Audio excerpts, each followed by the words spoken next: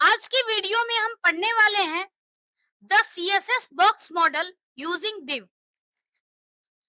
अगर हम सीएसएस की बात करें तो सीएसएस में क्या होता है, every HTML document is considered as a rectangular box in the web browser. मतलब एचटीएमएल के जो भी डॉक्यूमेंट हैं वो ब्राउजर में एक रेक्टेंगुलर बॉक्स की तरह क्रिएट होते हैं, मतलब कंसीडर किए जाते हैं। In CSS the term box model is used when talking about design and layout. The CSS box model is essentially a box that wraps around every HTML document. मतलब अगर कोई HTML डॉक्यूमेंट है तो इस particular document के अंदर ही उसकी सारी एलिमेंट हो, डिजाइन हो, हर चीज अवेलेबल होता है। इसीलिए इसे हम एक रेक्टेंगुलर बॉक्स के तरह इसे फील करते हैं। अगर हम सीएसएस बॉक्स मॉडल के डिफरेंट कंपोनेंट की बात करें तो पहला कंपोनेंट इसमें से है कंटेंट, जो कि अंदर की तरफ है। जैसे पहले हम लोग इमेज की हेल्प से देख लेते हैं, सबसे अंदर क्या है, कंटेंट है। कंटेंट के बाहर पैडिंग, बॉर्डर और सबसे आगे यानी आउटर मोस्ट एरिया जो है वो है मार्जिन। कंटेंट क्या होता है, the content of the box where text and images appear. मतलब जहां पर टेक्स्ट और इमेज दोनों अपीयर होता है वो क्या है, कंटेंट का area, actual content of the box. अब इस बॉक्स का जो साइज है, कंटेंट है, उसे हम हाइट विड्थ सेट करके कंट्रोल कर सकते हैं। नेक्स्ट है padding, clears an area around the content. हमने टेबल में भी पढ़ा था, कंटेंट और बॉर्डर के बीच में जो एरिया होता है, सेल और बॉर्डर के बीच का एरिया, उसे हम सेल पैडिंग कहते हैं। सेम कंसेप्ट है यहाँ पर भी, clears an area around the content. Padding is transparent. Padding क्या है, बॉर्डर और कंटेंट के बीच का स्पेस, यानी इसे हम पैडिंग कहते हैं। नेक्स्ट है border, a border that goes around the padding and content। मतलब पैडिंग और कंटेंट के आउटसाइड जो है उसे हम बोलते हैं बॉर्डर। कई बार ऐसा भी होता है कि जिस केस में पैडिंग नहीं हो तो उस केस में जो है वो बॉर्डर कंटेंट के अराउंड हो जाता है, क्योंकि पैडिंग जब नहीं होगा तो ये एरिया होगा ही नहीं। इस केस में कंटेंट के जस्ट बाहर होता है बॉर्डर, यानी कंटेंट एक्चुअल कंटेंट होगा, पैडिंग जो है वो कंटेंट के बाहर का जो एरिया है उसे हम पैडिंग कहते हैं। बॉर्डर क्या है, कंटेंट और पैडिंग के बाहर जो स्पेस है उसे हम बॉर्डर कह रहे हैं। और अगर जिस केस में पैडिंग नहीं होगा उस केस में कंटेंट के जस्ट बाहर बॉर्डर होगा। लास्ट में है मार्जिन। मार्जिन जो है वो आउटर मोस्ट स्पेस होता है।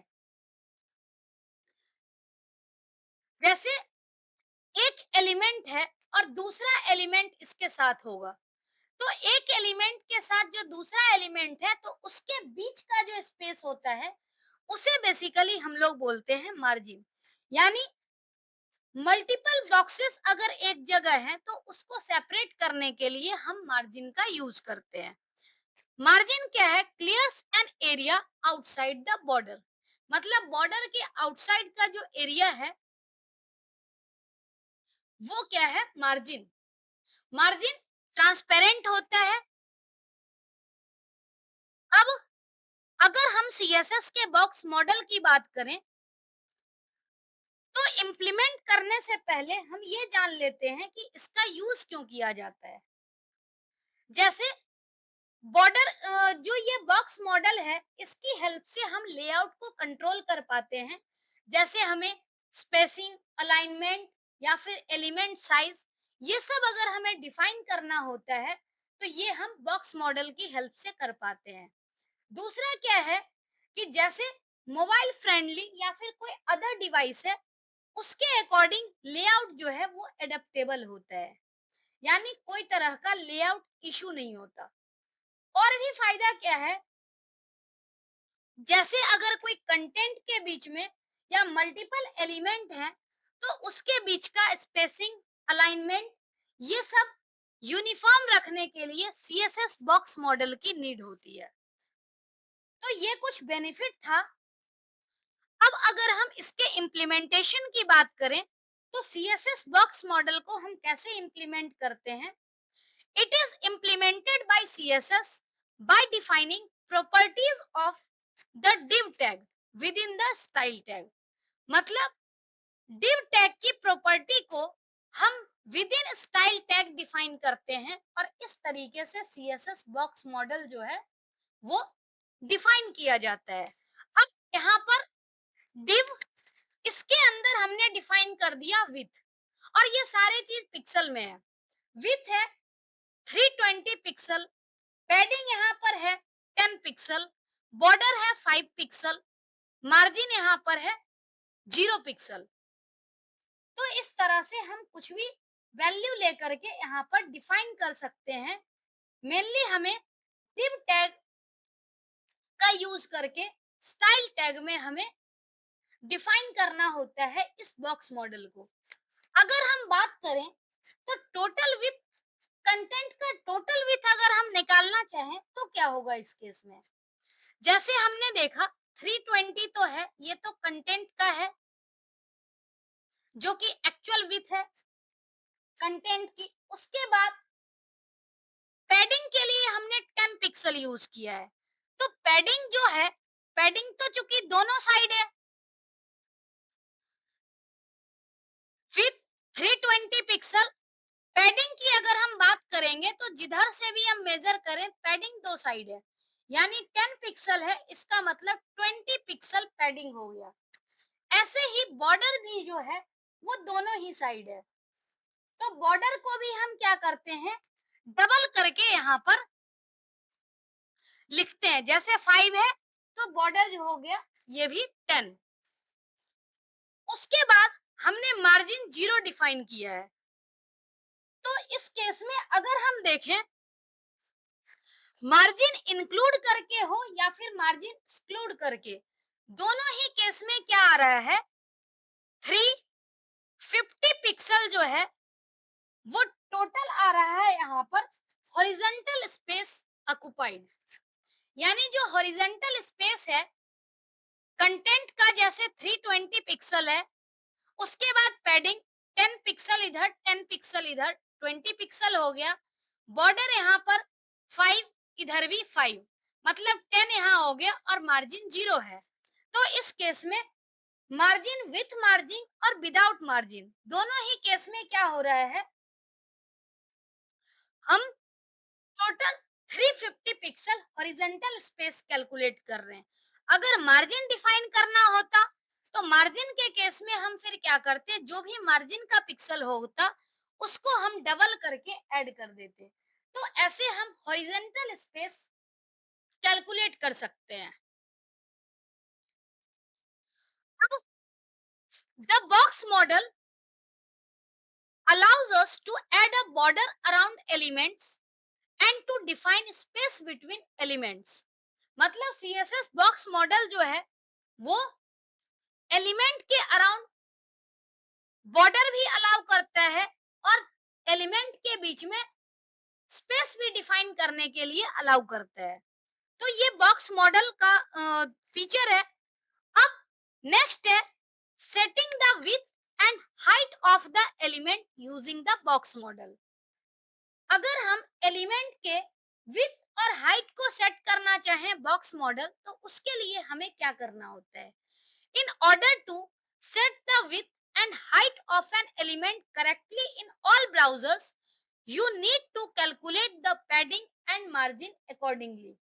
मतलब इसके लिए हमें पैडिंग और मार्जिन जो है इसके अकॉर्डिंग ही कैलकुलेट करना होता है, जैसे हमने अभी कैलकुलेट किया था सेम चीज हम प्रोग्रामिंग की हेल्प से देखेंगे। तो अगला एग्जाम्पल हम यहाँ पर देख रहे हैं, एक HTML प्रोग्राम है। इसके अंदर स्टाइल एट्रीब्यूट में CSS बॉक्स मॉडल को डिफाइन किया गया है।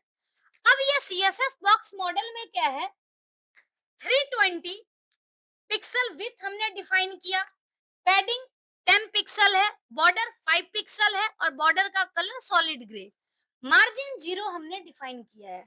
तो ये है CSS बॉक्स मॉडल जिसमें हमने div का यूज करके और स्टाइल के अंदर डिफाइन किया है। अब स्टाइल एट्रीब्यूट यहाँ पर क्लोज हो गया। अगर हम टोटल विड्थ को कैलकुलेट करते हैं तो इस केस में क्या है, टोटल विड्थ क्या होगा, जैसे हमने पहले कैलकुलेट किया था 320 पिक्सल विड्थ है यानी एक्चुअल कंटेंट, उसके बाद 10 पिक्सल जो था वो था पैडिंग, मतलब लेफ्ट और राइट पैडिंग मिला करके 20 पिक्सल हो गया। ऐसे ही लेफ्ट और राइट बॉर्डर जो है वो 10 पिक्सल हो गया। लेफ्ट राइट मार्जिन, मार्जिन हमने डिफाइन ही नहीं किया है, 0 पिक्सल है तो 0, यानी टोटल पैडिंग जो कैलकुलेट हुआ है वो है 350 पिक्सल जो हमने ऑलरेडी पहले कैलकुलेट किया था। अब ये इमेज ऑलरेडी सेट करना आपको पता है। इस केस में हम क्या कर रहे हैं, इमेज का जो सोर्स है ये सोर्स हमने डिफाइन कर दिया विथ 350, क्योंकि हमने जो कैलकुलेट किया है हॉरिजॉन्टल विथ वो 350 पिक्सल आया है। तो जो हमारी कैलकुलेशन होगी उसके अकॉर्डिंग ही अगर हम विथ को सेट करें तो उसके अकॉर्डिंग जो है हमें एक्चुअल में जो इमेज है उसकी साइज दिखेगी। अब यहाँ पर div टैग जैसे है, the picture above is 350 pixel wide. The total width of this element is also 350 pixel. तो इस केस में जैसे हमने हाइट 263 यहाँ दिया, लेकिन उसके अकॉर्डिंग जैसे एडजस्ट कर रहा है, यहाँ पर हम देखें तो ये पिक्चर क्या है 350 वाइड है और टोटल विड्थ जो है वो भी क्या है 350 पिक्सल है। तो इस तरीके से क्या है एलिमेंट की जो है वो एडजस्टमेंट होती है। तो ये कंसेप्ट था CSS बॉक्स मॉडल का, जिसकी हेल्प से हमने क्या किया है, div का यूज करके और कंटेंट, पैडिंग, बॉर्डर, मार्जिन ये सब डिफाइन किए हैं। हमने हॉरिजॉन्टल जो विड्थ है उसको भी कैलकुलेट करके देखा और उसके अकॉर्डिंग इमेज को सेट किया।